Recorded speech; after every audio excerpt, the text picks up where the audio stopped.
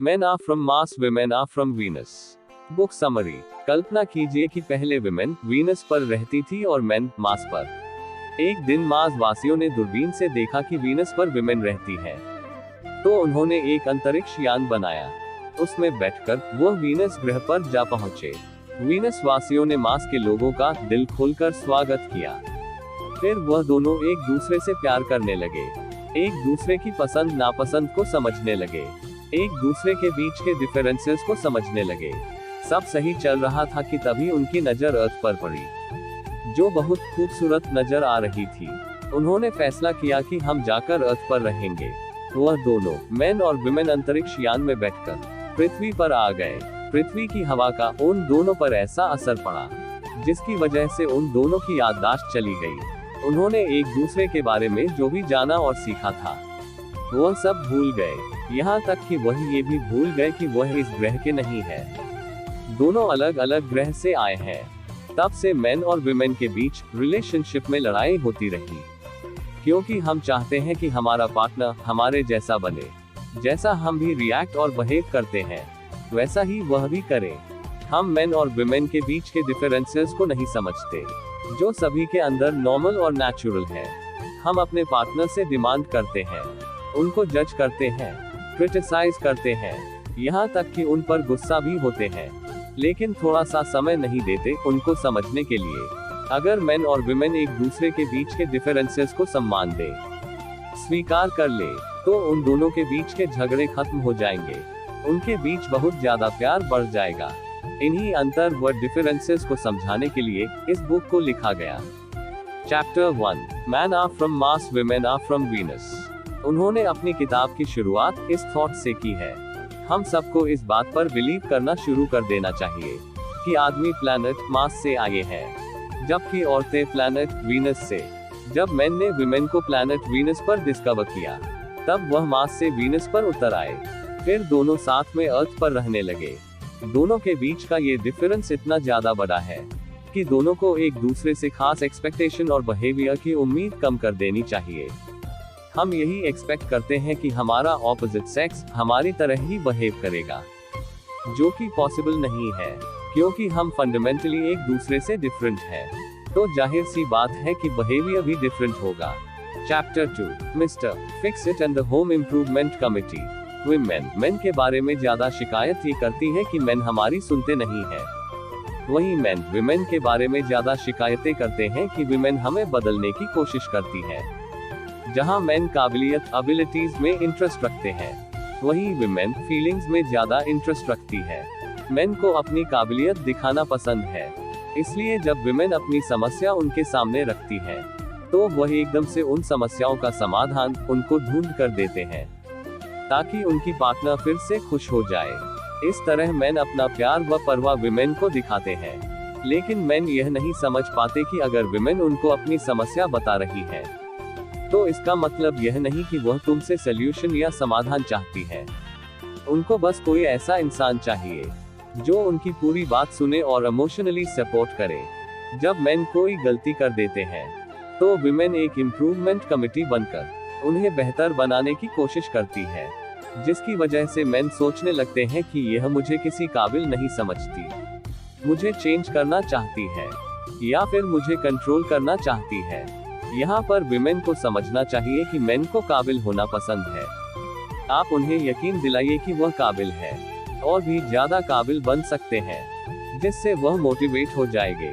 तो हमें यहाँ ये बात समझनी होगी, मेन और विमेन एक दूसरे से कितने अलग हैं। जब कोई विमेन आपसे अपनी समस्या के बारे में बात करे, या फिर यह बताए कि आज उसके साथ क्या क्या हुआ, तो आप उनको बीच में मत रोको, बस उनको सुनते रहो।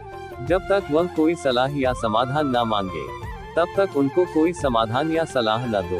विमेन को समझना होगा, आपके पार्टनर को आपकी सलाह या इम्प्रूवमेंट से ज्यादा उनकी काबिलियत पर यकीन की जरूरत है। अगर आप एक मैन हैं, तो हमेशा याद रखें कि जब आपकी वाइफ या गर्लफ्रेंड सलाह दे, किसी चीज के बारे में कहे कि ऐसे करो या वैसे करो, तो इसका मतलब यह नहीं कि वह आपको कंट्रोल करने की कोशिश कर रही है। वो बस चाहती है कि आप फिर से कोई गलती करके किसी बड़ी समस्या में न फंस जाएं। इसलिए आपको बेहतर बनाने की कोशिश कर रही है। अगर आप एक वुमन है, तो हमेशा याद रखिए कि अगर आपका हस्बैंड या बॉयफ्रेंड आपकी बात बीच में काटकर कोई मशवरा या सलाह दे रहा है, तो वह चाहता है कि आपकी समस्या का समाधान हो जाए, ताकि आपके चेहरे की खुशियां वापस आ जाएं। आप उनको बताओ कि अगर मैं आपसे समस्या के बारे में बात कर रही हूँ, तो इसका मतलब ये नहीं कि मुझे उस समस्या का समाधान चाहिए। मैं बस चाहती हूँ कि तुम सब्र के साथ मुझे सुनो। ऐसा करके तुम मेरी बहुत बड़ी हेल्प कर रहे हो। Chapter 3 Men go to their caves and women talk। जब मेन और विमेन की जिंदगी में कोई समस्या आती है, तो लड़के उस समस्या का समाधान करके अच्छा महसूस करते हैं, जबकि विमेन उस समस्या के बारे में किसी से बात करके अच्छा महसूस करती हैं। यही डिफरेंस है कि मेन अच्छा फील करने के लिए अकेले में रहना पसंद करते हैं, जबकि विमेन अच्छा फील करने के लिए किसी से बात करना पसंद करती हैं।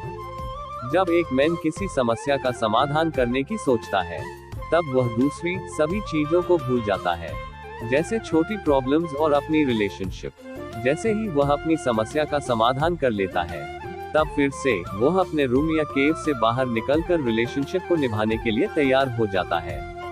लेकिन अगर वह समस्या का समाधान ढूंढ नहीं पाता, तब अपनी केव में ही फंसा रहता है।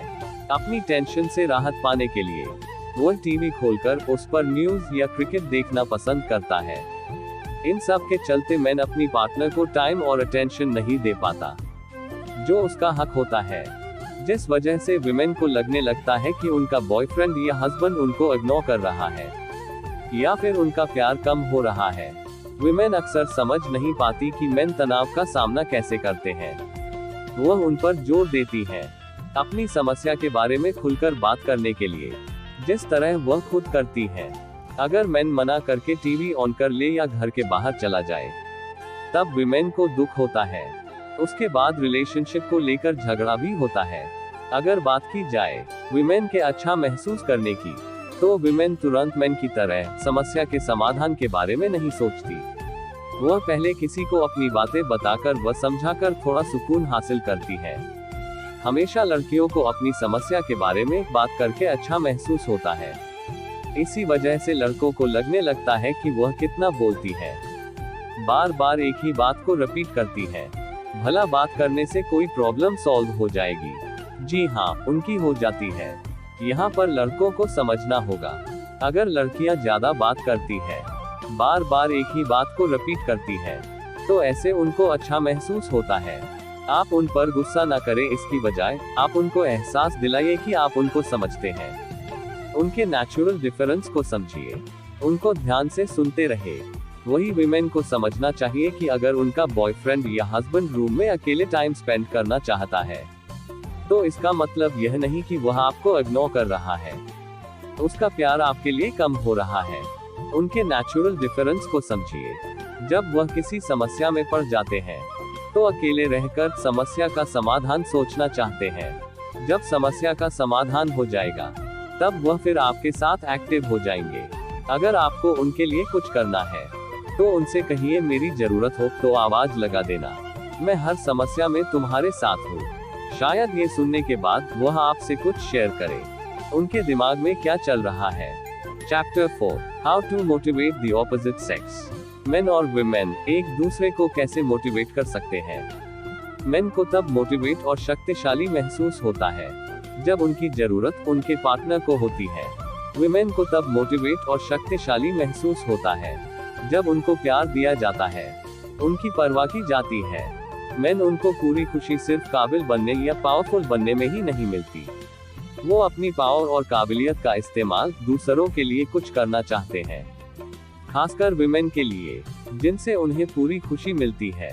किसी नेचर की वजह से जब एक वुमन जरूरतमंद या हेल्पलेस महसूस करती है, तो उसके लिए 5-5 मेन तैयार हो जाते हैं, उसको सुनने के लिए, उसका दुख दर्द बांटने के लिए।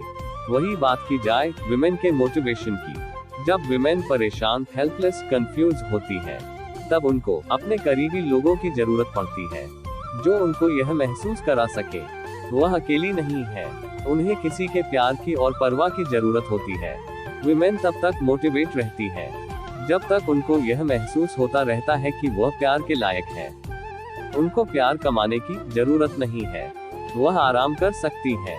कम वैल्यू देकर ज्यादा वैल्यू ले सकती हैं। वह ये डिजर्व भी करती हैं। यहाँ पर समझने वाली बात यह है, अगर आप एक मैन हो तो अपने पार्टनर को समय समय पर एहसास दिलाते रहो कि आप उनसे प्यार करते हो। हर पल उनके साथ हो, उनकी परवाह करो, वह सारे दूसरे काम करो जिनसे उन्हें खुशी मिलती है, जैसे उनको गिफ्ट देना। वुमन के लिए ध्यान में रखने वाली बात यह है कि आप अपने बॉयफ्रेंड या हस्बैंड से कोई भी ऐसी बात मत करो जिससे उनको महसूस हो कि वह काबिल नहीं है। यह आपको उनकी जरूरत नहीं है। समय समय पर अपने पार्टनर को उनकी काबिलियत पर यकीन, आपको उनकी कितनी जरूरत है, इसका एहसास दिलाते रहो। Chapter 5 scoring points. चाहे गिफ्ट बड़ा हो या छोटा, विमेन उसके लिए एक ही पॉइंट देगी, लेकिन मेन बड़े गिफ्ट के लिए ज्यादा पॉइंट देते हैं। उदाहरण के लिए, अगर डिनर 5 स्टार होटल में हो तो उसके लिए वह एक ही पॉइंट देती है, लेकिन अगर डिनर के साथ लव टेक्स्ट और एक कॉम्प्लीमेंट हो तो उसे 3 पॉइंट मिलेंगे। वुमेन ज्यादा खुश होगी। Conclusion, little things count for women. Chapter -6 how to avoid argument. जब मेन सब्जी लेकर घर आता है तो विमेन कहती है, आज आप सब्जी बिल्कुल अच्छी नहीं लाए। इस पर मेन कहता है, इतनी बुरी भी नहीं लाया। तब विमेन कहती है, ये देखो कैसे बनाऊं इसे, इतनी बुरी तो है। मेन तब कहता है, तो मुझे भेजा ही क्यों। ये कॉन्वर्सेशन आगे चलकर आर्ग्यूमेंट बन जाता है।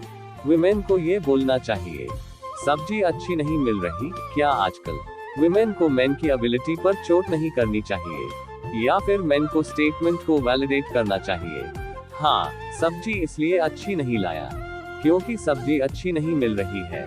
Chapter 7 both speak different languages. Main और विमेन दोनों की स्पीकिंग लैंग्वेज बिल्कुल अलग होती है। उदाहरण के लिए, अगर मूवी देखने जाना है तो मेन कहेंगे, बहुत दिन हो गए मूवी देखने नहीं गए, आज बहुत मन कर रहा है, चलोगी आज मूवी देखने। लेकिन यही बात अगर विमेन कहेगी, तो कितने दिन हो गए, तुम तो अब कभी भी मेरे साथ मूवी देखने नहीं जाते। यहाँ पर मेन को समझना है कि विमेन असल में कहना क्या चाहती है। विमेन का बोलने का तरीका मेन से पूरा अलग होता है। विमेन हमेशा कंपेयरिंग करके या जनरलाइजिंग करके बात करती है, इसलिए मेन को विमेन की बातों को लिटरली न लेकर उसके पीछे छिपी हुई फीलिंग को समझना चाहिए।